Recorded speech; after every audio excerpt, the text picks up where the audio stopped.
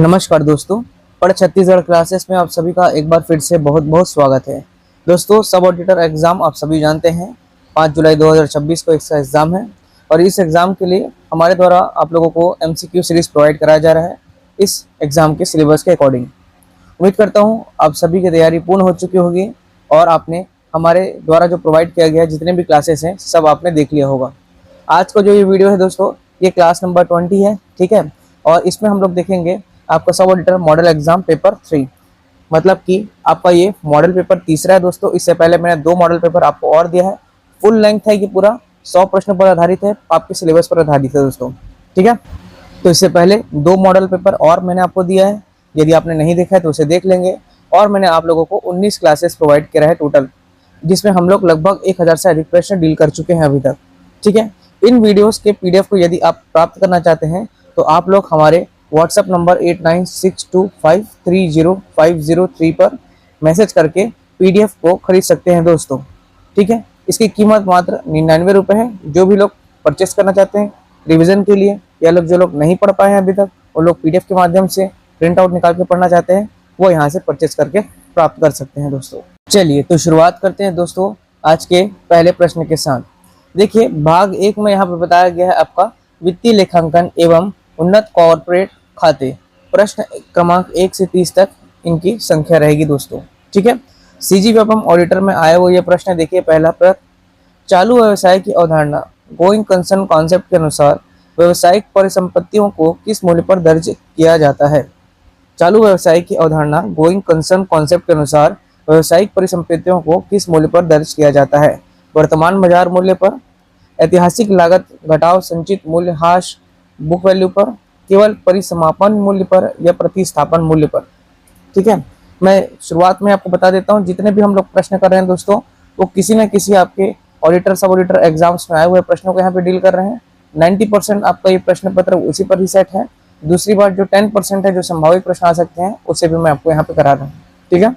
तो सेशन काफी इंपॉर्टेंट है, आप लोग इसे पूरा देखिएगा और पूरे वीडियोस आप लोग एक बार जरूर से पढ़ लीजिएगा दोस्तों, क्योंकि जितना भी मैं सेशन कराया हूँ सभी मोस्ट इंपॉर्टेंट क्वेश्चंस हैं। कहीं ना कहीं किसी न किसी राज्य के पेपर में आए हुए प्रश्न हैं दोस्तों ऑडिटर के, ठीक है। ये मॉडल पेपर 3 है। इसके उपरांत मैं आपको मॉडल पेपर 4 और मॉडल पेपर 5 दूंगा और फिर छत्तीसगढ़ का जो इकोनॉमिक सर्वे, उसके लिए मैं एक वीडियो और लेके आऊंगा आप लोगों के लिए। इतना मैं आप लोगों के प्रयास कर रहा हूँ दोस्तों। तो लगभग 30 तारीख तक आपको पूरी क्लासेस दूंगा और इकोनॉमिक सर्वे की क्लासेस आपको 1 या 2 तारीख को मिल जाएगी। इससे अधिक आप लोगों को नहीं पढ़ना है। बार बार मैं कह रहा हूँ कि रिवीजन करना है दोस्तों, रिवीजन करिए जितने बार हो सकते हैं, मल्टीपल टाइम आप वीडियो देखिए, है ना। आपने खुद का नोट्स बना लिया तो अच्छी बात है, और नहीं तो आप पीडीएफ खरीद करके उसमें आप अंडरलाइन करके, मार्क करके, हाईलाइट करके रिवीजन कर सकते हैं कम समय में, ठीक है। पर पढ़ आप लोग जरूर से लीजिएगा दोस्तों। चलिए, चालू व्यवसाय की अवधारणा, है ना। तो इसका जो है क्वेश्चन, गोइंग कंसर्न कॉन्सेप्ट के अनुसार व्यवसायिक परिसंपत्तियों को किस मूल्य पर दर्ज किया जाता है। तो इसका सही उत्तर है दोस्तों ऑप्शन नंबर बी, ठीक है। ऐतिहासिक लागत घटाव संचित मूल हास्य, ठीक है। Option number B is the right answer. अगला प्रश्न है, स्टेट ऑडिट एग्जाम में आया हुआ प्रश्न है, यदि ए को दिए गए 5000 की वसूली डूबत ऋण बैड डेब्ट्स के रूप में अपलिखित होने के बाद नगद में होती है तो किस खाते को क्रेडिट किया जाएगा।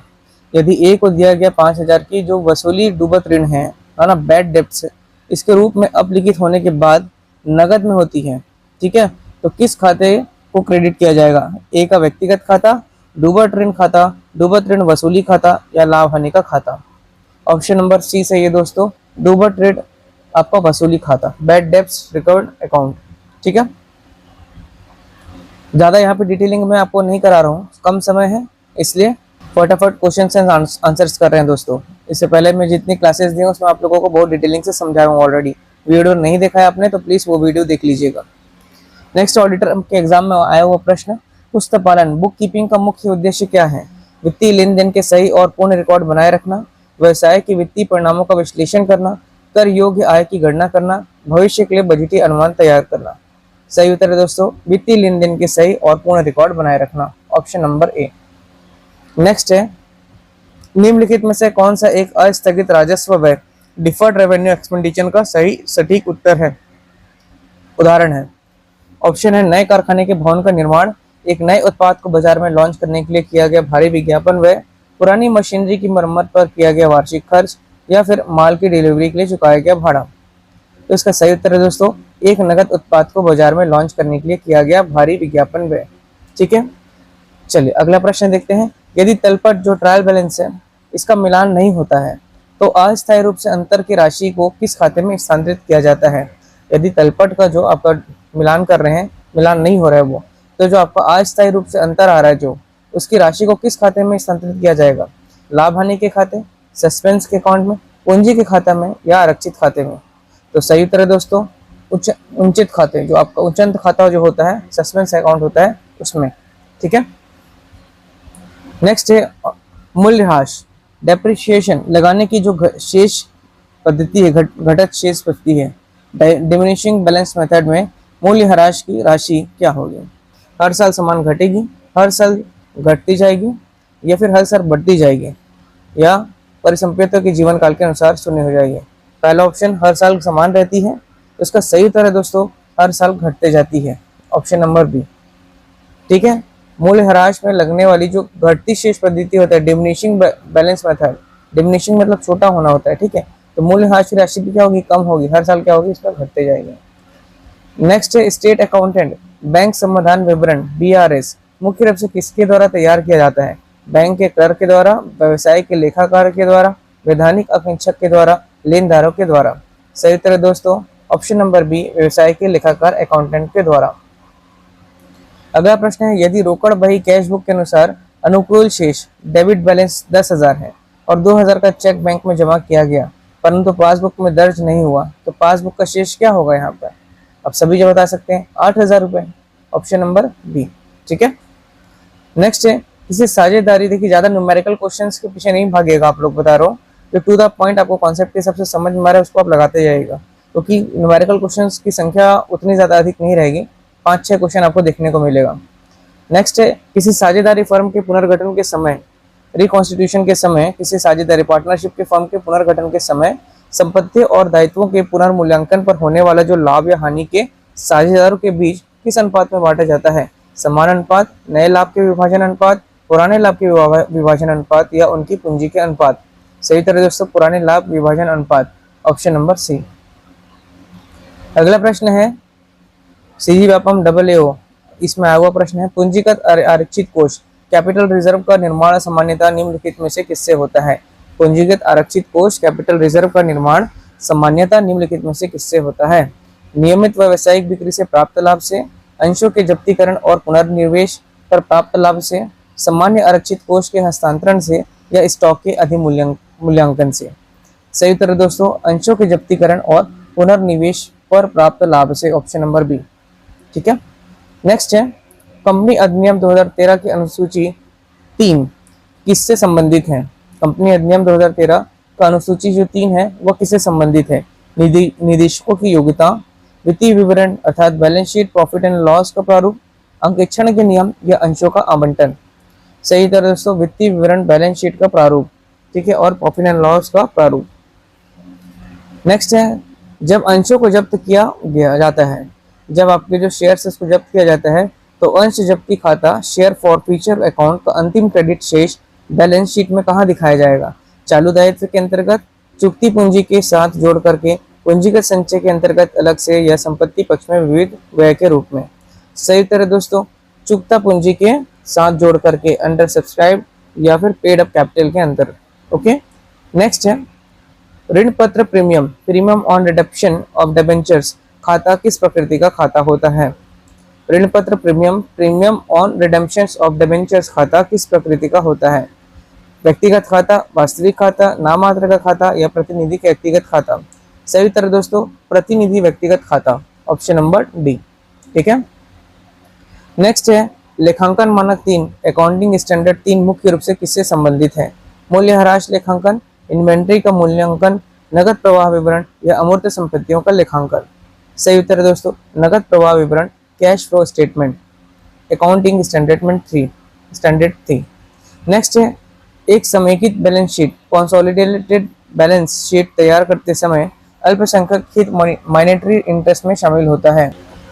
एक समेकित balance sheet, consolidated balance sheet तैयार करते समय अल्पसंख्यक हित मॉनेटरी इंटरेस्ट में शामिल क्या होता है।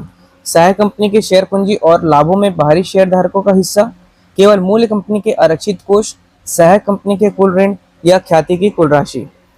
इसका सही उत्तर है दोस्तों सहायक कंपनी की शेयर पूंजी और लाभों में बाहरी शेयर धारकों का हिस्सा। ठीक है, चलो नेक्स्ट है, यदि चालू अनुपात करंट रेशियो 2:1 है और शुद्ध कार्यशील पूंजी जो वर्किंग कैपिटल है वो 50,000 है, तो चालू संपत्तियां करंट एसेट्स का मूल्य क्या होगा। ठीक है, करंट रेशियो कितना दिया हुआ है 2:1, current ratio CR, current ratio बराबर क्या होता है दोस्तों आपका करंट एसेट्स। ठीक है, आपका जो चालू संपत्ति वो होता है और आपका चालू बटे क्या होगा चालू दायित्व, करंट लायबिलिटीज। याद रखिएगा फॉर्मूला, करंट रेशियो बराबर करंट आपका assets upon current liabilities, C/CL, CR is equal to C/CL। याद रखेंगे ये फॉर्मूला। ठीक है, अब यहाँ पर करंट रेशियो कितना दिया हुआ है दोस्तों 2:1 दिया हुआ है। ठीक, बराबर CA मतलब होता है आपका CA यही तो फाइंड आउट करना है करंट एसेट्स। ठीक है, CA अब वो वर्किंग कैपिटल दिया है जो आपका WC है वो कितना दिया है 50,000। ठीक है, 50,000 दिया हुआ है, वर्किंग कैपिटल 50,000 दिया है और हमको पता है वर्किंग कैपिटल बराबर क्या होता है दोस्तों CA माइनस CL। CA क्या है आपके करंट आपका एसेट्स माइनस करंट लायबिलिटीज होता है। ठीक, ये फॉर्मूला में बैठा हुआ है। अब यहाँ पर हमको क्या चीज दिया हुआ है CA दिया हुआ है, नहीं दिया है CA, नहीं दिया है ये आपका, बल्कि CL दिया हुआ है। क्या CL भी नहीं दिया हुआ है, सिर्फ और सिर्फ क्या दिया हुआ है यहाँ पे आपका WC, बोले तो क्या वर्किंग कैपिटल और करंट रेशियो का अनुपात दिया हुआ है। तो हम लोग यहाँ से CA निकाल सकते हैं। CA बराबर क्या हो जाएगा दोस्तों 2CL हो जाएगा, क्रॉस मल्टीप्लीकेशन करेंगे तो ये क्या हो जाएगा 2CL। अब यहाँ पर देखिए WC वर्किंग कैपिटल माइनस क्या कर लेंगे CA का वैल्यू कितना है 2CL रख लिए, माइनस कर लीजिए आप CL, कितना बच जाएगा वर्किंग कैपिटल आपका ओनली CL बच जाएगा। वर्किंग कैपिटल कितना दिया हुआ है आपको 50,000 दिया हुआ है, 50,000 बराबर आपका कितना हो जाएगा ओनली CL, तो CL निकल करके क्या आ गया दोस्तों 50,000 हो गया आपका।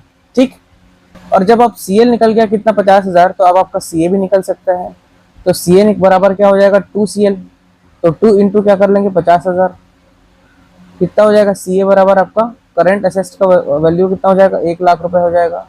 और अपने को निकालना क्या था दोस्तों करंट एसेट्स ही निकालना था, तो आंसर क्या हो जाएगा ऑप्शन नंबर C। ठीक है, आंसर हो जाएगा ऑप्शन नंबर आपका C दोस्तों। ठीक है, तो ये आपका निकल के आ गया करंट एसेट्स 1 लाख रुपए। ठीक है, सही आंसर क्या है इसका 1 लाख रुपए। ओके, चलिए तो याद रखेंगे CR बराबर CA/CL। देखिए ज्यादा न्यूमेरिकल में नहीं घुसना है, जितना बताया उतना पर्याप्त है दोस्तों। 5-6 प्रश्न आएगा, पहले आप लोग थ्योरेटिकल क्वेश्चन ही करेंगे और जब आपके पास समय बच जाएगा तो आप लोगों को ये क्या है न्यूमेरिकल क्वेश्चन सॉल्व करना है। ठीक है, CR बराबर CA/CL और आपका WC क्या होता है CA-CL। ठीक है, ये दो फॉर्मूला को आप लोग को याद रखना है। नेक्स्ट है त्वरित अनुपात क्विक रेशियो की गणना। त्वरित अनुपात क्विक रेशियो की गणना करते समय चालू संपत्तियां में किसे शामिल नहीं किया जाता, किसे शामिल किया जाता है नहीं पूछ रहा है यहाँ पे, किसे शामिल नहीं किया जाता है ये प्रश्न है दोस्तों। देनदार debtors, bill receivable, prior bill, stock inventory और पूर्वदत्त प्रीपेड एक्सपेंसेस या नगद और शेष बैंक शेष। तो इसका सही उत्तर है दोस्तों option number C, stock inventory और पूर्वदत्त व्यय। ठीक है, इन्वेंट्री एंड प्रीपेड एक्सपेंसेस किसको शामिल नहीं किया जा रहा है, तो इन्वेंट्री और पूर्वदत्त व्यय को शामिल नहीं किया जा रहा है। अगला प्रश्न देखते हैं, स्वामित्व अनुपात प्रॉस्पिरेटरी रेशियो निम्नलिखित में से किसके बीच संबंध स्थापित करता है। चालू संपत्ति और चालू दायित्व। ठीक है, स्वामी अनुपात की बात कर रहा है दोस्तों, चालू संपत्ति और चालू दायित्व, शेयर धारकों की निधि, शेयर होल्डर्स फंड्स और कुल संपत्तियां, दीर्घकालिक ऋण और इक्विटी या शुद्ध बिक्री और कार्यशील पूंजी। सही उत्तर है दोस्तों ऑप्शन नंबर B, शेयर धारकों की निधि और कुल संपत्तियां। ठीक है, चलिए अगला प्रश्न देखते हैं, यदि किसी कंपनी का परिचालन लागत ऑपरेटिंग जो कॉस्ट है वो 1,60,000 रुपए है और शुद्ध बिक्री 2 लाख रुपए है, यदि किसी कंपनी का जो परिचालन लागत है वो आपका 1,60,000 है और शुद्ध बिक्री 2 लाख रुपए है, तो उस परिचालन अनुपात ऑपरेटिंग रेशियो क्या होगा। देखिए यहाँ पे ऑपरेटिंग कॉस्ट दिया हुआ है, ऑपरेटिंग कॉस्ट आप लोग कह रहे थे कि सर न्यूमेरिकल क्वेश्चंस कराइए, इसलिए मैं बीच बीच में आज के इस मॉडल पेपर में न्यूमेरिकल क्वेश्चंस भी लाया हूँ। ऑपरेटिंग कॉस्ट ठीक है कितना दिया हुआ है 1 लाख आपका 60,000 रुपए दिया हुआ है। ठीक है, लास्ट में ही बनाएगा पेपर के दिन जितना भी आपका न्यूमेरिकल है। और यहाँ पे नेट सेल दिया हुआ है, शुद्ध बिक्री जो है नेट सेल्स कितना दिया हुआ है दोस्तों, 2 लाख रुपए दिया हुआ है। अब परिचालन अनुपात जिसको बोलते हैं ऑपरेटिंग रेशियो, ऑपरेटिंग जो रेशियो है उसका फॉर्मूला क्या होता है, ऑपरेटिंग कॉस्ट, ठीक है ना, operating cost upon net sales. और भी मैंने न्यूमेरिकल कराया दोस्तों, आप लोग पूरे वीडियोस देखिएगा यदि आपने नहीं देखा है तो, ठीक है। और भी मैंने न्यूमेरिकल्स कराया दोस्तों, आप लोग क्लास नंबर 1 से पढ़िएगा, प्लेलिस्ट बना हुआ है उपअंकित चक का, यदि नहीं पढ़ा है तो आप लोग प्लीज पढ़ लीजिएगा अभी। और अभी समय नहीं है कि आप पढ़ पाए पूरा वीडियो, तो आप पीडीएफ लेकर के आप सभी चीजों को समझ सकते हैं अच्छे से, ठीक है। ऑपरेटिंग कॉस्ट 1,60,000 है, कितना दिया हुआ था ऑपरेटिंग कॉस्ट, 1,60,000 रुपए। और नेट सेल्स आपका कितना है दोस्तों, 2 लाख रुपए दिया हुआ है, मल्टीप्लाई इंटू 100, ये कट गया आपका 4 जीरो, ये कट गया आपका 4 जीरो, अच्छा इसमें 1 जीरो एक्स्ट्रा है, ये 1 जीरो कटेगा, बच गया 2 1 जा 2, 2 8 जा 16, 80 आपका निकल के आ जाएगा 80% दोस्तों, ठीक है। तो आपका निकल के आ गया ऑपरेटिंग रेशियो जो है परिचालन अनुपात 80% निकला, ऑप्शन नंबर बी सही होगा दोस्तों, ठीक है। चलिए अगला प्रश्न देखते हैं, कोष प्रवाह विवरण फंड फ्लो स्टेटमेंट में कोष फंड शब्द का अर्थ क्या होता है, कोष फंड शब्द का अर्थ किसमें, फंड फ्लो स्टेटमेंट कोष प्रवाह विवरण में कुल केवल नगद शेष, कुल परिसंपत्तियां, शुद्ध कार्यशील पूंजी, ठीक है, जो कि current assets minus current liabilities होता है, आपको पता है अभी, और जो भी मैंने फॉर्मूला बताया था इससे पहले वाले न्यूमेरिकल में, कुल शेयर पूंजी, ठीक है। तो इसका सही उत्तर है दोस्तों ऑप्शन नंबर सी, शुद्ध कार्यशील पूंजी अर्थात वर्किंग आपका कैपिटल्स, ऑप्शन नंबर सी, ठीक है। चलिए नेक्स्ट क्वेश्चन है, सीमांत लागत तकनीक मार्जिनल कॉस्ट में सम विच्छेद बिंदु ब्रेक इवन पॉइंट पर क्या स्थिति होती है, कुल अंशदान बराबर स्थिर लागत, contribution is equal to fix cost, या फिर लाभ अधिकतम होता है, या फिर केवल परिवर्तनीय लागत वसूल होती है, या बिक्री शून्य हो जाती है। ऐसे कंडीशन में आपको पहले बता दिया हूँ, कुल अंशदान बराबर क्या हो जाता है आपका स्थिर लागत, ऑप्शन नंबर ए, ठीक है। चलिए अगला प्रश्न है, सुरक्षा की सीमा जिसको बोलते हैं मार्जिन ऑफ सेफ्टी, इसको बढ़ाने का सबसे प्रभावी तरीका क्या होता है, परिवर्तनीय लागत में वृद्धि करना, स्थिर लागत को बढ़ाना, बिक्री मूल्य में वृद्धि करना, या स्थिर लागत को कम करना, या उत्पादन की मात्रा को कम करना। तो इसका सही उत्तर है दोस्तों ऑप्शन नंबर सी, बिक्री मूल्य में वृद्धि करना या स्थिर लागत को कम करना, ठीक है। चलिए नेक्स्ट है, यदि स्थिर लागत 40,000 है और लाभ मात्रा अनुपात जो आपका प्रॉफिट वैल्यू रेशियो जो है 40% है, तो सम विच्छेद बिंदु मूल्य में क्या होगा, मतलब आपको इसमें निकालना है ब्रेक इवन पॉइंट का वैल्यू क्या होगा, ठीक है। देखिए फिक्स कॉस्ट कितना दिया है, स्थिर लागत फिक्स कॉस्ट दिया हुआ है दोस्तों 40,000 रुपए, 40,000 दिया हुआ है, और आपको प्रॉफिट वैल्यू रेशियो जो दिया हुआ है, लाभ मात्रा अनुपात जिसको बोलते हैं प्रॉफिट वैल्यू जो रेशियो है, इसकी वैल्यू दिया हुआ है 40% दिया हुआ है, ठीक। तो आपका ब्रेक इवन पॉइंट का फॉर्मूला क्या होता है निकालने का दोस्तों, फिक्स कॉस्ट, ठीक है। न्यूमेरिकल उतना जटिल नहीं आएगा, लेकिन मैं जितना करा रहा हूँ आपको उतना भी पर्याप्त है दोस्तों, ठीक है। और अधिक आप कर सकते हैं तो और अच्छी बात है, पर ज्यादा इसके पीछे नहीं भागना है। फिक्स कॉस्ट दिया हुआ है आपका 40,000 बटे आपका ये 40%, ठीक है। परसेंट दिया मतलब कि आपका 100 ऊपर चले जाएगा, ठीक है। जिन लोगों को मैथ्स में अगर प्रॉब्लम है दोस्तों, तो वो लोग हमसे जुड़ करके मैथ्स भी अपना अच्छा कॉन्सेप्ट क्लियर कर सकते हैं। मैथ्स की भी यहाँ पे निःशुल्क क्लासेस चल रही हैं दोस्तों। ये आ गया आपका 1 लाख रुपए, ठीक है। ब्रेक इवन पॉइंट कितना आ गया, option number B is the right answer, 1 lakh रुपए, ठीक है। चलिए अगला प्रश्न देखते हैं, सामग्री लागत विचरण मटेरियल कॉस्ट वेरिएंस का सूत्र क्या होता है, मटेरियल कॉस्ट वेरिएंस का फॉर्मूला पूछ रहे हैं दोस्तों, मानक मात्रा गुणे मानक दर माइनस वास्तविक मात्रा गुणे वास्तविक दर, ऑप्शन नंबर 2 मानक दर माइनस वास्तविक दर गुणे वास्तविक मात्रा, मानक मात्रा माइनस वास्तविक मात्रा गुणे मानक दर, या उपरोक्त में से कोई नहीं। सही उत्तर दोस्तों ऑप्शन नंबर ए, मानक मात्रा इंटू मानक दर माइनस वास्तविक मात्रा इंटू वास्तविक दर, standard value into standard rate minus real value into real rate, okay. Next है, वित्तीय उत्तोलक फाइनेंशियल लीवरेज की गणना का सही सूत्र क्या है, ठीक है। वित्तीय उत्तोलक फाइनेंस लीवरेज की गणना का सही सूत्र क्या है, EBIT divided bye interest contribution divided by EBIT। EBIT क्या होता है दोस्तों, earnings before interest and taxes, ठीक है। EBIT का ये फुल फॉर्म होता है ना, याद रखिएगा, earnings before interest and taxes. ठीक है, तो इसका फाइनेंस लेवरेज का फॉर्मूला क्या होगा, तो मैं आपको डायरेक्टली बता देता हूँ दोस्तों। Option number D, EBIT divided by EBT। That means आपका earning before interest and taxes divided by earning before tax. ठीक है, option number D is the right answer. Okay, next है पूंजी बजटिंग। कैपिटल बजटिंग में net present value विधि के तहत किसी परियोजना को कब स्वीकार किया जाता है। कैपिटल बजटिंग में, पूंजी बजटिंग में नेट प्रेजेंट वैल्यू विधि के तहत किसी परियोजना को कब स्वीकार किया जाएगा, जब नेट प्रेजेंट वैल्यू शून्य हो, जब नेट प्रेजेंट वैल्यू ऋणात्मक नेगेटिव हो, जब नेट प्रेजेंट वैल्यू धनात्मक पॉजिटिव हो, या जब आपका पेबैक अवधि लंबी हो। सही उत्तर है दोस्तों ऑप्शन नंबर सी, जब नेट प्रेजेंट वैल्यू धनात्मक होगा, पॉजिटिव होगा, तभी होगा। ठीक है, ऑप्शन नंबर सी। नेक्स्ट है भारतीय प्रतिभूति और विनिमय board SEBI, security and exchange board of India, SEBI की स्थापना किस वर्ष की गई थी। तो इसका सही उत्तर है दोस्तों ऑप्शन नंबर आपका ए, 1988 में, और वैधानिक दर्जा दिया गया था आपको 1992। याद रखिएगा, security and exchange board of India.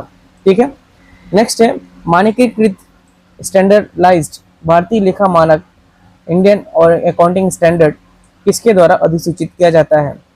Institute of chartered accountants of India ICAI, corporate कार्य मंत्रालय, ministry of corporate affairs, Bharat का नियंत्रण एवं महालेखा परीक्षक कैग, या फिर भारतीय रिजर्व बैंक। तो इसका सही उत्तर है दोस्तों ऑप्शन नंबर बी, कॉर्पोरेट कार्य मंत्रालय, मिनिस्ट्री ऑफ कॉर्पोरेट अफेयर्स के द्वारा ही आपका भारतीय लेखा मानक का अधिसूचित किया जाता है, तैयार किया जाता है। ख्याति जो है गुडविल, तो बैलेंस शीट में किस शीर्षक के अंतर्गत वर्गीकृत किया जाता है। जो आपका गुडविल, वो बैलेंस शीट में किस शीर्षक के अंतर्गत वर्गीकृत किया जाएगा, इसको कैटेगराइज किया जाएगा। चालू संपत्ति, या फिर अमूर्त संपत्ति, अमूर्त स्थायी संपत्ति, या कृत्रिम संपत्ति, या फिर निवेश। तो भाई इसका सही उत्तर है अमूर्त स्थायी संपत्ति, इंटेलिजिबल फिक्स एसेट। आपको बता चुका हूँ गुडविल क्या है आपका, इंटेलिजिबल आपका एसेट है। ठीक है, नेक्स्ट है आपका लाभ हानि नियोजन खाता, profit and loss appropriation account, सामान्यतः किसके लिए तैयार किया जाता है। जो लाभ हानि नियोजन खाता होते हैं वो सामान्यतः किसके लिए तैयार किया जाता है, एकल स्वामित्व व्यवसाय के लिए, साझेदारी फर्म और कंपनियों के लिए, शुद्ध लाभ के वितरण हेतु, केवल गैर लाभकारी संगठनों के लिए, या विनिर्माण प्रक्रिया की जांच के लिए। सही उत्तर है दोस्तों ऑप्शन नंबर बी, साझेदारी फर्म और कंपनियों के लिए शुद्ध लाभ के वितरण हेतु। ठीक है, तो ये हो गया आपके 30 प्रश्न दोस्तों। अब हम लोग भाग 2 की तरफ चलते हैं, जिसमें अंकेक्षण के सिद्धांत, मानक एवं वैधानिक प्रक्रिया को डील करेंगे। इसके भी प्रश्नों की संख्या आपकी 30 रहेगा, 31 से 60 तक का। ठीक है, आप ही लोगों के एग्जाम के लिए एकदम एग्जाम ओरिएंटेड यहाँ पे क्वेश्चंस कराया जा रहा है दोस्तों। यदि वीडियो अच्छा लगता है ना, तो आप लोग प्लीज एक लाइक तो कर सकते हैं दोस्तों, और चैनल को सब्सक्राइब नहीं किया तो कर लीजिएगा दोस्तों, क्योंकि आपको इस चैनल से बहुत लाभ होने वाला है दोस्तों। लाभ कहने का मतलब है हर चीज आपको यहाँ पे निःशुल्क पढ़ाई जा रही है, हर एक चीज यहाँ पे आपको डिटेलिंग के साथ समझा करके पढ़ाया जा रहा है। जितना हो सकता है हम अपनी तरफ से आपको एफर्ट करके दे रहे हैं दोस्तों। तो सब्सक्राइब कर लीजिएगा, और अच्छा लगे तो शेयर करिएगा, लाइक जरूर से कर लीजिएगा दोस्तों। नेक्स्ट सीजी आपका अंकेक्षक ऑडिटर का क्या कार्य होता है, या फिर ये क्या होता है। एक शिकारी कुत्ता, एक रखवाली करने वाला कुत्ता, एक सरकारी जासूस, या प्रबंधन का एक कर्मचारी। ठीक है, ऑप्शन नंबर बी इसका सही है दोस्तों, एक रखवाली करने वाला कुत्ता। अब वॉच डॉग किसको संज्ञा दी गई है। ठीक है, पहले भी बता चुका हूँ किसने दिया, ये भी बता दिया हूँ पहले भी। अंतरिम अंकेक्षण, इंटरिम ऑडिट सामान्यतः किन 2 अवधियों के बीच आयोजित किया गया है। जो इंटरिम ऑडिट है दोस्तों, 2 वर्ष आम बैठकों AGMs के बीच, आपको बताया था दोस्तों। 2 लगातार वित्तीय वर्षों के वार्षिक ऑडिट के बीच, ऑप्शन नंबर बी इसका सही है। ठीक है, 2 लगातार वित्तीय वर्ष के वार्षिक ऑडिट के बीच में आपको इंटरिम ऑडिट किया जाता है। नेक्स्ट है अंकेक्षण कार्यक्रम, जो ऑडिट प्रोग्राम है, इसकी प्रकृति कैसी होनी चाहिए, लचीली और परिस्थिति के अनुसार परिवर्तनशील। Option number B is the right answer. अब आप लोगों से मेरे ख्याल से मैंने अधिकांश क्वेश्चन आपको करवा चुके हैं। अधिकांश क्वेश्चन कहने का मतलब है जो मॉडल सेट में भी जो प्रश्न है दोस्तों, जो आपको कुछ क्वेश्चन यहाँ पे ना 8-10 क्वेश्चन रिपीटेड दिखेंगे, तो आपसे बन ही जाना चाहिए। आपको यहाँ पे अचूक नहीं होना है, माफ करिएगा, आपको चूक नहीं होना है, एकदम अचूक रहना है। मतलब आपको चूकना ही नहीं है किसी भी हालत में, सब कुछ एकदम एक्यूरेसी के साथ। देखिए गलती कहाँ होगी मालूम, अगर आप एग्जाम से बाहर कहाँ होंगे, आपने अगर सिली मिस्टेक किया तो, आपने अगर इजी क्वेश्चंस को गलत किया तो। हार्ड क्वेश्चन तो सबके लिए हार्ड रहेगा, लेकिन आपने इजी और मॉडरेट लेवल के जो क्वेश्चंस इसको गलत किया ना, तब आपका पत्ता कट जाएगा। इजी और मॉडरेट लेवल के जो आपके क्वेश्चंस है, आपको 100% लगने ही चाहिए सही। और जो आपको जो टफ क्वेश्चन है ना, उसमें आपको ही अपना बेस्ट देना है। बेस्ट देना है मतलब कहने का मतलब है उसमें पूरा आपको साम दान दंड भेद सब कुछ लगा के पूरे अपनी चेतना को पूरा फोकस करके उसको सॉल्व करना है दोस्तों, तब जा करके एक पोस्ट मिलेगा आपको। ठीक है। अंकेक्षण कार्यक्रम ऑडिट प्रोग्राम की प्रकृति कैसी होनी चाहिए? लचीली और परिस्थिति के अनुसार परिवर्तनशील। ठीक है। चलिए नेक्स्ट है प्रमाणन अर्थात वाउचिंग के अंतर्गत अंकेक्षक मुख्य रूप से क्या जांचता है? प्रविष्टियों की लेवल, गणितीय शुद्धता, खातों का अंतिम संतुलन, लेन देन के अधिकार, प्रामाणिकता और सहायक दस्तावेजों की वैधता या बैलेंस शीट का प्रारूप। सही उत्तर है दोस्तों ऑप्शन नंबर सी, लेन देन के अधिकार, प्रामाणिकता और उसके सहायक दस्तावेजों की वैधता। वाचिंग का यही मुख्य कार्य है ना। नेक्स्ट है आंतरिक नियंत्रण इंटरनल कंट्रोल प्रणाली के मूल्यांकन के लिए ऑडिटर द्वारा अपनाई जाने वाली जो त्वरित समीक्षा विधि है उसको क्या कहते हैं? इंटरनल कंट्रोल प्रणाली के मूल्यांकन के लिए ऑडिटर के द्वारा अपनाई जाने वाली त्वरित समीक्षा विधि को क्या कहते हैं? ऑडिट वर्किंग पेपर, आंतरिक नियंत्रण प्रश्नावली, प्रमाणन बही या फिर यादृच्छिक नमूनाकरण। सही उत्तर है दोस्तों ऑप्शन नंबर बी, आंतरिक नियंत्रण प्रश्नावली, इंटरनल कंट्रोल क्वेश्चनरी। नेक्स्ट है आंतरिक अंकेक्षण इंटरनल ऑडिटर की नियुक्ति किसके द्वारा की जाती है? कंपनी के शेयरधारकों के द्वारा, मैनेजमेंट बोर्ड ऑफ डायरेक्टर के द्वारा, केंद्र सरकार के द्वारा या फिर आपका रजिस्ट्रार ऑफ कंपनीज के द्वारा। कौन करेगा भाई? सबको पता ही होना चाहिए, management and board of director के द्वारा आपके आंतरिक इंटरनल ऑडिटर की नियुक्ति की जाती है। कंपनी अधिनियम 2013 की धारा 139 के अनुसार एक गैर सरकारी कंपनी के पहले ऑडिटर की नियुक्ति निदेशक मंडल द्वारा कंपनी के पंजीकरण के कितने भीतर किया जाना चाहिए? कंपनी अधिनियम 2013 के द्वारा धारा 139 के अनुसार एक जो गैर सरकारी कंपनी है ना, जो सरकारी कंपनी नहीं है, उसके पहले ऑडिटर की नियुक्ति की निदेशक मंडल के द्वारा कंपनी के पंजीकरण कितने दिनों के भीतर की जानी चाहिए? 30, 60, 90, 180। सही उत्तर है दोस्तों ऑप्शन नंबर ए, 30 दिन। मैं एक क्वेश्चन कराया था कि कंट्रोल एंड ऑडिटर जनरल के द्वारा जो नियुक्ति कितने दिन के भीतर की जाती है एक ऑडिटर की, तो उसमें 180 दिन था। तो एक व्यक्ति ने प्रश्न किया था सर वो गलत बताया आपने, वो 30 दिन होता है। जी ये बात 30 दिन किसके लिए है? एक गैर सरकारी कंपनी के ऑडिटर की नियुक्ति के लिए। कौन करेगा? आपका निदेशक मंडल या मैनेजमेंट करेगा, है ना। तो इसके पंजीकरण के कितने दिन के भीतर किया जाएगा? तो 30 दिन। और वहाँ वो CAG का था। लास्ट वीडियो में आप लोग देखिएगा सब ऑडिटर का जो मॉडल पेपर 2 था उसमें मैंने प्रश्न किया था दोस्तों, उसमें 180 दिन बताया था। कमेंट में सेक्शन में भी आप जा सकते हैं, देख सकते हैं उसको। मतलब मैं यहाँ पे आपको 99% एक्यूरेसी की बात ही एक्यूरेसी के साथ ही बता रहा हूँ, पूरी चीज़ों को पढ़ने और समझने के बाद ही आपको यहाँ पे लेक्चर दे रहा हूँ दोस्तों। तो आप लोग थोड़ा इसमें विश्वास कर सकते हैं, है ना। यूं ही कमेंट करके मतलब गलत डायरेक्शन मत लाइए, लोगों के मन में गलत भाव आ जाता है इससे। तो कोशिश करें कि आप पहले चीज़ों को देख लें, समझ लें, उसके बाद फिर बात करें। नेक्स्ट प्रश्न देखते हैं दोस्तों। यदि निदेशक मंडल निर्धारित समय के भीतर पहले ऑडिटर की नियुक्ति करने में विफल हो जाता है, फेल हो जाता है, तो नियुक्ति का अधिकार किसे हस्तांतरित किया जाएगा? केंद्र सरकार। भैया केंद्र सरकार का कोई रोल नहीं है इसमें।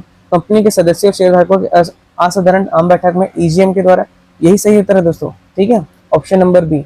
अब आपका पूरा कॉन्सेप्ट भी क्लियर हो चुका होगा। इतने सारे क्वेश्चंस लगा लिए, 1000 से अधिक प्रश्न, मतलब लगभग 1500 प्रश्नों के हम लोग डील कर रहे हैं, है ना। आने वाले 2 से 3 दिन आप लोगों के लिए और वो बहुत क्रूशियल वीडियो रहेगा जो मैं इंपॉर्टेंट क्वेश्चंस कराऊंगा, जिसमें 100 प्रश्न और रहेंगे मॉडल पेपर के। ठीक है, अभी ये तीसरा मॉडल पेपर है, चौथा भी मिलेगा आपको, पांचवा भी मिलेगा, और फिर इकोनॉमिक सर्वे वाला सेक्शन करेंगे अपन। ठीक है, तो मान के चलिए लगभग हम लोग 1500 क्वेश्चन आप लोगों को यहाँ पे प्रोवाइड करा रहे हैं दोस्तों। कंपनी अधिनियम 2013 की किस धारा में ऑडिटर की योग्यताओं और अयोग्यताओं, जो क्वालिफिकेशन एंड डिस्क्वालिफिकेशन का उल्लेख है ऑडिटर का? ये इंपॉर्टेंट क्वेश्चन है दोस्तों। ठीक है, ऑप्शन नंबर बी इसका सही है। 141 में पहले भी बता चुका हूँ, इसके क्वालिफिकेशन एंड डिस्क्वालिफिकेशन का उल्लेख किसमें है? धारा 141 में। ठीक है, कंपनी अधिनियम 2013 के धारा 141 में बताया गया है कि कोई भी ऑडिटर जो है वो किसी उसकी योग्यता क्या रहेगी और अयोग्यता क्या रहेगी। ठीक है, नेक्स्ट है निम्नलिखित में से कौन सी सेवा कंपनी अधिनियम की धारा 144 के तहत एक वैधानिक ऑडिटर द्वारा अपने क्लाइंट को प्रदान नहीं किया जा सकता? नहीं किया जा सकता। क्वेश्चंस को कम से कम 2 बार पढ़ना है, ठीक है ना। आंतरिक लेखा परीक्षा, बही खाता और लेखांकन सेवाएं, वित्तीय सूचना प्रणाली का डिजाइन और कार्यान्वयन, या फिर उपरोक्त सभी। देखिए एग्जाम खत्म होने के बाद हम लोग आपका आंसर की मॉडल आंसर लेकर आएंगे दोस्तों, उसी दिन संभवतः शाम को ले आए, है ना। तो आप लोग बने रहेगा, मैं कोशिश करूंगा कि लाइव आ जाऊं आप लोगों के लिए, और आप लोग बताइएगा कि कितना आप लोग का सही हो रहा है, कितना गलत हो रहा है।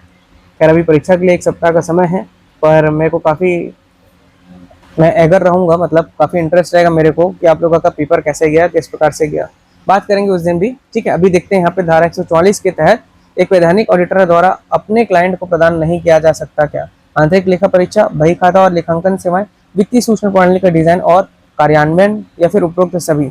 सही उत्तर दोस्तों कुछ नहीं किया जा सकता। मतलब ऑप्शन नंबर डी सही है इसका। कोई भी चीज को प्रदान नहीं किया जाएगा, ना ही वित्तीय सूचना प्रणाली का डिजाइन और कार्यान्वयन, बही खाता और लेखांकन सेवा या फिर आंतरिक लेखा परीक्षा, कुछ भी नहीं दिया जाएगा ऑडिटर को दूसरे को। ठीक है, वैधानिक ऑडिटर अपने क्लाइंट को प्रदान नहीं कर सकता, ध्यान रखिएगा। कौन से धारा के तहत? 144 धारा के तहत। नेक्स्ट है कंपनी अधिनियम 2013 की किस धारा के तहत ऑडिटर के अधिकार और कर्तव्य, पावर्स एंड ड्यूटीज का विवरण दिया गया है? 2013 के तहत ऑडिटर के अधिकारों और कर्तव्यों का विवरण दिया गया किसमें? 141 में तो उसकी योग्यता के बारे में बात हो गई। 144 में ये बता दिया अभी उसने कि क्लाइंट को प्रदान नहीं करेगा। 144 में बचा क्या दोस्तों? अभी यहाँ पे 140, 143, 147, 148। देखिए अकाउंटिंग स्टैंडर्ड भी मैंने पूरा बताया आपको, क्लास नंबर 1 से पढ़िएगा, उसमें अकाउंटिंग स्टैंडर्ड भी बहुत सारे हैं दोस्तों। तो आप लोग उसको मैं पढ़ाया हूँ उसे मैं नोट कर लेंगे तो बहुत अच्छी बात है, नहीं तो प्रिंट आउट निकाल करके ना आप लोग उसको बार बार देख लेंगे, क्योंकि बहुत सारे आपका लेखांकन के जो है मानक है उसमें बहुत कंफ्यूजन हो सकता है, इसलिए बोल रहा हूँ। और ये जो धारा वाला जो सेक्शन है इसको भी आप लोग बारीकी से देखते चलिएगा दोस्तों। तो इसका सही उत्तर क्या होगा? पावर एंड ड्यूटी का विवरण किसमें दिया हुआ है? तो ऑप्शन नंबर बी 143। ठीक है, चलिए नेक्स्ट क्वेश्चन देखते हैं। लागत अंकेक्षण कॉस्ट जो ऑडिट है कराने का आदेश देने की शक्ति किसके पास सुरक्षित होती है? जो लागत अंकेक्षण है उसको लागत अंकेक्षण कराने का आदेश देने की शक्ति किसके पास है? कंपनी के प्रबंधन निदेशक के पास, केवल केंद्र सरकार के पास, या राज्य के उद्योग मंत्री के पास, या आयकर विभाग के पास? सही उत्तर है दोस्तों ऑप्शन नंबर बी, केवल केंद्र सरकार के पास। कॉस्ट ऑडिट कराने के देने की शक्ति किसके पास है? केवल केंद्र सरकार के पास है दोस्तों। नेक्स्ट है, यदि कोई ऑडिटर जानबूझकर के वित्तीय रिपोर्ट में भ्रामक है ना ये असत्य विवरण देता है तो उसे किस प्रकार के दायित्व का सामना करना पड़ेगा? केवल नागरिक दायित्व, आपराधिक दायित्व, कोई दायित्व नहीं होगा क्योंकि राय व्यक्तिगत होगी, केवल अनुशासनात्मक जुर्माना लगेगा। सही उत्तर है दोस्तों ऑप्शन नंबर बी, जो आपका आपराधिक दायित्व है, क्रिमिनल लाइबिलिटी के अंतर्गत आएगा। अगर कोई ऑडिटर गलत जानकारी या असत्य विवरण देता है तो वो उसके किस दायित्व के अंतर्गत आएगा? आपराधिक दायित्व के अंतर्गत आएगा। ठीक है, नेक्स्ट है परीक्षण जांच। टेस्ट चेकिंग से ऑडिटर का क्या काम कम हो जाता है? टेस्ट चेकिंग से ऑडिटर का जो है क्या कम हो जाता है? उसका कानूनी दायित्व, उसका कार्यभार और समय, उसकी व्यावसायिक स्वतंत्रता, या ऑडिट रिपोर्ट की प्रामाणिकता? सही उत्तर है दोस्तों ऑप्शन नंबर बी, जो कि उसका वर्कलोड और टाइमिंग कम होगा ना। अगर टेस्ट चेकिंग करवा लेगा तो परीक्षण जांच हो जाएगा, तो ऑडिटर का कार्य कम हो जाएगा, वर्कलोड कम हो जाएगा, समय बच जाएगा उसका। नेक्स्ट है teeming and lading. Teeming and lading की धोखाधड़ी को रोकने के लिए ऑडिटर को किसकी गहन जांच करनी चाहिए? इंपॉर्टेंट क्वेश्चन है दोस्तों ये भी। ठीक है, टीमिंग एंड लेडिंग की धोखाधड़ी को रोकने के लिए ऑडिटर को किसकी गहन जांच करनी चाहिए? क्रय बही की, नगद प्राप्तियों और बैंक पासबुक, काउंटर फाइल की, या स्थायी संपत्तियां रजिस्टर की, या फिर मजदूरी भुगतान पत्र की? सही उत्तर दोस्तों ऑप्शन नंबर बी, नगद प्राप्तियों और बैंक पासबुक काउंटर फाइल की। ठीक है, टीमिंग एंड लेडिंग की धोखाधड़ी को रोकने के लिए ऑडिटर को क्या करना चाहिए? नगद प्राप्तियों और बैंक पासबुक काउंटर फाइल करनी चाहिए। नेक्स्ट है संपत्तियों के मूल्यांकन, जो वैल्यूएशन होती है संपत्तियों की, उसकी प्राथमिकता जिम्मेदारी किसकी होती है? वैधानिक अंकेक्षक की, संस्था के प्रबंधन की, या फिर बाहरी मान्यता प्राप्त मूल्यांकनकर्ता की, या कनिष्ठ अंकेक्षण स्टाफ की? सही उत्तर है दोस्तों संस्था के प्रबंधन की इसकी जिम्मेदारी होगी जो वैल्यूएशन करेगा। ठीक है, नेक्स्ट है आपका audit working papers. Audit working papers को कम से कम कितने वर्षों की अवधि के लिए ऑडिटर द्वारा सुरक्षित रखा जाता है? पहले भी बताया हूं दोस्तों, कितने साल? 7 साल के लिए, ऑप्शन नंबर सी। प्रबंधन अंकेक्षण मैनेजमेंट ऑडिट का मुख्य उद्देश्य क्या होता है? केवल वित्तीय धोखाधड़ी का पता लगाना, प्रबंधन की नीति निर्णय और परिचालन दक्षता का मूल्यांकन करना, कर देनदारों को न्यूनतम करना, या शेयर धारकों के लाभांश को बढ़ाना? क्या कार्य होगा दोस्तों मैनेजमेंट ऑडिट का? सही उत्तर क्या है इसका? प्रबंधन की जो पूरी नीतियां हैं, निर्णय हैं, परिचालन की दक्षता और मूल्यांकन का करना मुख्य उद्देश्य हो जाता है मैनेजमेंट ऑडिट का। ठीक है, यदि कोई ऑडिटर किसी विशेष मद के संबंध में आवश्यक जानकारी या स्पष्टीकरण प्राप्त करने में असमर्थ रहता है, कोई ऑडिटर जो है किसी विशेष आपके पॉइंट में है ना संबंध में आपके आवश्यक जानकारी स्पष्टीकरण प्राप्त करने में असमर्थ हो गया, तो उसे कौन सी राय देनी चाहिए? अमर्यादित राय, प्रतिकूल राय, राय का परित्याग, या फिर सुधारात्मक राय? सही उत्तर क्या होगा दोस्तों? राय का परित्याग, disclaimer of opinion, option number C. ठीक है ना, प्रश्न को समझना है, 2 बार पढ़ना है ना। किसी भी विशेष मद में संबंध में आवश्यक जानकारी देने या उसका स्पष्टीकरण करने में असमर्थ हो गया कौन? आपका ऑडिटर। तो वो क्या करेगा? राय का परित्याग करेगा, डिस्क्लेमर ऑफ ओपिनियन। नेक्स्ट है सरकारी कंपनियों की वित्तीय अंकेक्षण का निर्देशन और नियंत्रण किसके द्वारा किया जाता है? सरकारी कंपनियों की वित्तीय अंकेक्षण और निर्देशन और नियंत्रण किसके द्वारा किया जाएगा? केंद्रीय वित्त मंत्री, भारत के नियंत्रण एवं महालेखा परीक्षक, controller and auditor general of India, जिसको कैग बोलते हैं, 148 अनुच्छेद के इस द्वारा इसकी नियुक्ति होती है, राष्ट्रपति करता है, भारतीय रिजर्व बैंक या फिर नीति आयोग। सही उत्तर क्या है दोस्तों? ऑप्शन नंबर बी ही है, जिसको बोलते हैं कैग अर्थात controller and auditor general of India. Next है सत्यापन वेरिफिकेशन में। देखिए प्रश्न क्या बोला था, सरकारी कंपनियों में वित्तीय अंकेक्षण का निर्देशन, वित्तीय अंकेक्षण निर्देशन और नियंत्रण किसके द्वारा किया जाएगा? कैग के द्वारा किया जाएगा। नेक्स्ट है सत्यापन में निम्नलिखित में से क्या शामिल होता है? संपत्तियों के अस्तित्व की जांच करना, संपत्तियों के स्वामित्व और स्वतत्व की जांच करना, संपत्तियों का प्रभार या दायित्व की स्थिति देखना, या फिर उपरोक्त सभी। सही उत्तर है दोस्तों उपरोक्त सभी। संपत्तियों की जो है अस्तित्व की जांच भी करेगा, स्वामित्व और स्वतत्व की भी जांच करेगा, स्वतः की जांच है ना, और प्रभार और दायित्व की स्थिति भी देखेगा। कौन? वेरिफिकेशन में शामिल होते हैं सभी चीजें। नेक्स्ट ऑडिट की शुरुआत में तैयार की जाने वाले जो ऑडिट नोटबुक में क्या दर्ज किया जाता है? ठीक है, ऑडिट नोटबुक में क्या दर्ज करेंगे दोस्तों? ऑडिट स्टाफ की दैनिक चाय का खर्च, महत्वपूर्ण ऑडिट बिंदु, प्रश्न और प्रबंधन में प्राप्त स्पष्टीकरण। सही उत्तर यही है दोस्तों, ऑप्शन नंबर बी, महत्वपूर्ण ऑडिट बिंदु, प्रश्न और प्रबंधन में प्राप्त स्पष्टीकरण। अगला है वैधानिक ऑडिट जो होते हैं, है ना, स्टैट्यूटरी ऑडिट। इस प्रकार के संगठनों के लिए कानूनी रूप से अनिवार्य है। किसकी बात कर रहे हैं? वैधानिक ऑडिट, स्टैट्यूटरी ऑडिट किस प्रकार के संगठनों के लिए कानूनी रूप से अनिवार्य है? सभी एकल स्वामित्व वाले व्यवसाय के लिए, सभी संयुक्त हिंदू परिवार व्यवसाय के लिए, कंपनी अधिनियम के तहत पंजीकृत सभी संपत्ति सीमित कंपनियों के लिए, या भी सभी लघु एवं कुटीर उद्योगों के लिए। सही उत्तर है दोस्तों ऑप्शन नंबर सी, सभी कंपनियों अधिनियम के तहत पंजीकृत सभी सीमित कंपनियों के लिए। जो आपकी वैधानिक ऑडिट है किस प्रकार के संगठन के लिए है? तो सभी कंपनी के अधिनियम के पंजीकृत जितने भी रजिस्टर्ड हैं वो सभी आपके सीमित जो कंपनी है उनके लिए होगा। अगला है एक स्वच्छ audit report. Clean audit report से क्या तात्पर्य है? रिपोर्ट पर कोई स्याही या दाग नहीं, ऑडिटर खातों से पूरी तरह संतुष्ट है और एक अमर्यादित राय अनक्वालिफाइड ओपिनियन देता है, ऑडिटर ने केवल आधी प्रविष्टियों की जांच की है, या फिर प्रबंधन ने ऑडिट फीस का पूरा भुगतान कर लिया है। सही क्या है? क्लीन ऑडिट रिपोर्ट क्या है आपका? ऑप्शन नंबर बी, जिसको बोलते हैं अमर्यादित राय अनक्वालिफाइड ओपिनियन। ऑडिटर खातों से पूरी तरह क्या है यहाँ पर संतुष्ट है ऑडिटर। नेक्स्ट है सतत अंकेक्षण कंटिन्यूस ऑडिट निम्नलिखित में से किस प्रकार की संस्थानों के लिए सबसे अधिक उपयुक्त माना जाता है? कंटिन्यूस जो है सतत ऑडिट जो है किस प्रकार के जो आपकी संस्था है उसके लिए सबसे उपयुक्त है? छोटे खुदरा व्यापारियों के लिए, मौसमी व्यवसाय के लिए, या फिर व्यवसाय के लिए, या फिर बैंकिंग, बड़े बैंकिंग और वित्तीय संस्थानों के जहां लेन देन की संख्या अत्यधिक होती है उनके लिए, या शैक्षणिक ट्रस्टों के लिए। सही उत्तर है दोस्तों ऑप्शन नंबर सी, बड़े जो बैंक्स होते हैं है ना और वित्तीय जो संस्थान होते हैं उनके लिए जहां लेन देन की संख्या फ्रिक्वेंसी बहुत ज़्यादा रहती है, उनकी संख्या भी बहुत ज़्यादा रहती है, वहाँ कंटिन्यूस ऑडिट किया जाता है।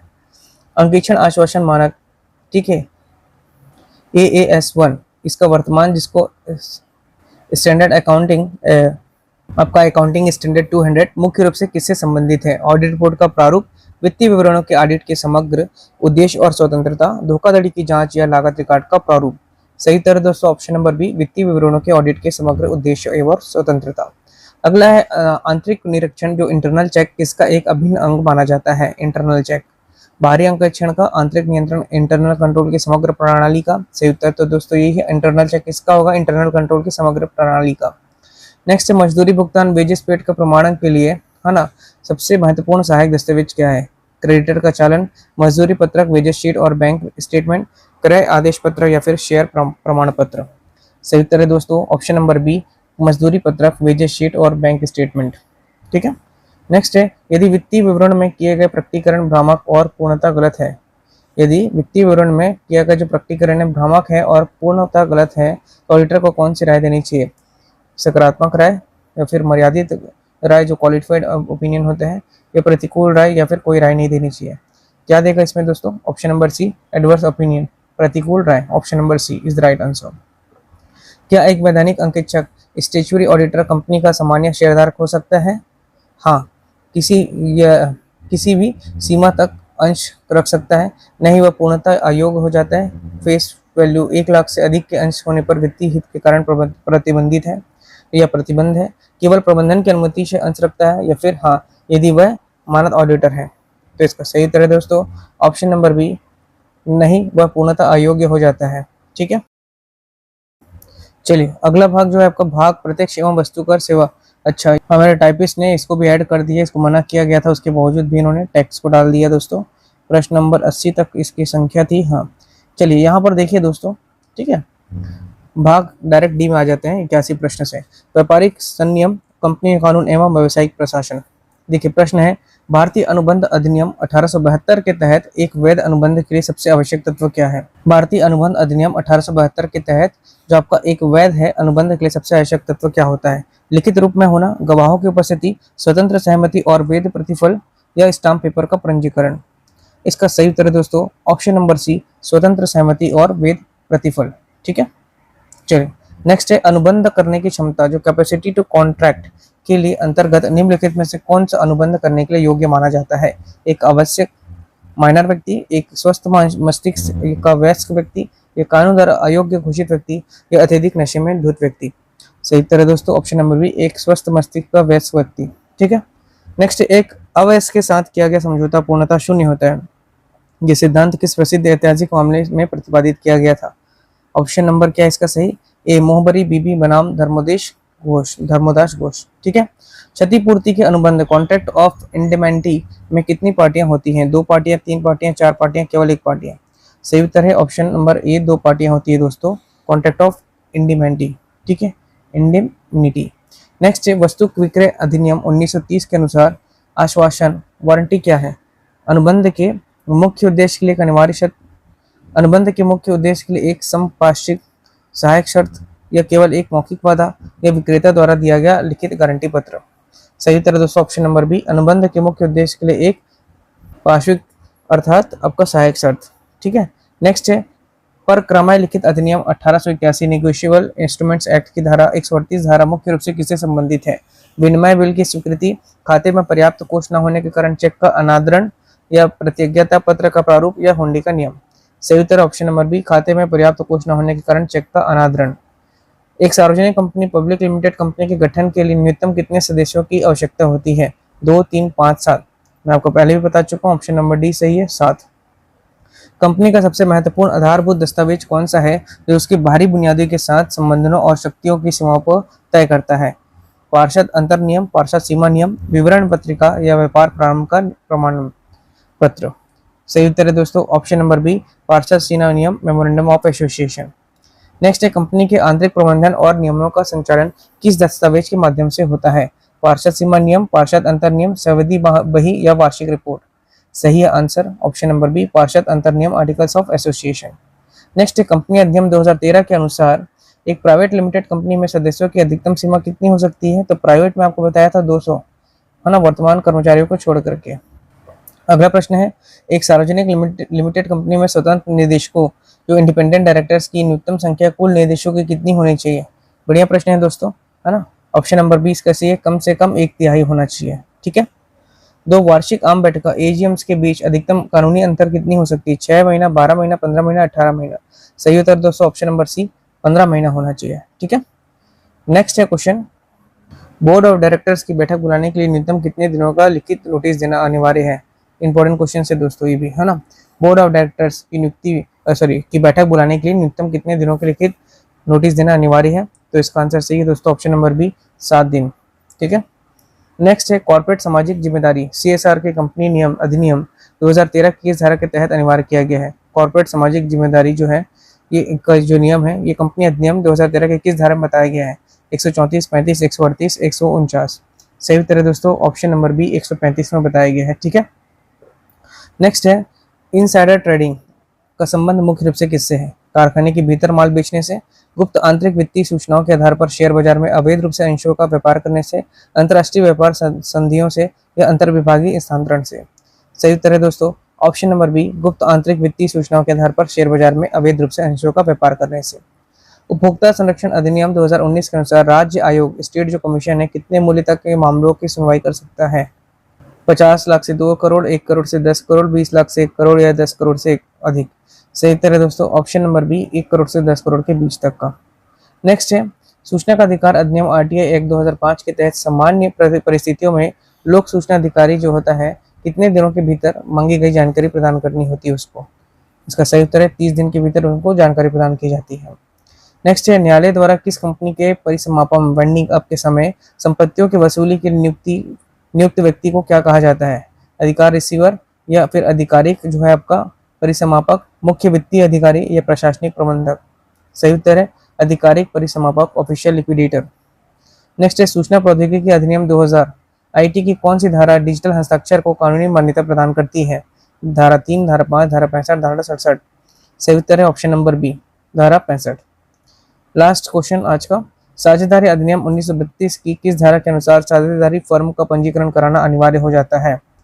धारा 4, धारा 58, धारा 69 या संपूर्ण अधिनियम में स्वैच्छिक प्रकृति का उल्लेख? ऑप्शन नंबर डी सही है, संपूर्ण अधिनियम में स्वैच्छिक प्रकृति का उल्लेख। ठीक है, तो आज का सेशन को यहीं समाप्त करते हैं दोस्तों। उम्मीद करता हूँ वीडियो अच्छा लगा होगा। यदि अच्छा लगे तो लाइक करें, शेयर करें और फीडबैक के तौर पर दोस्तों लाइक ज़रूर से करें, ठीक है ना।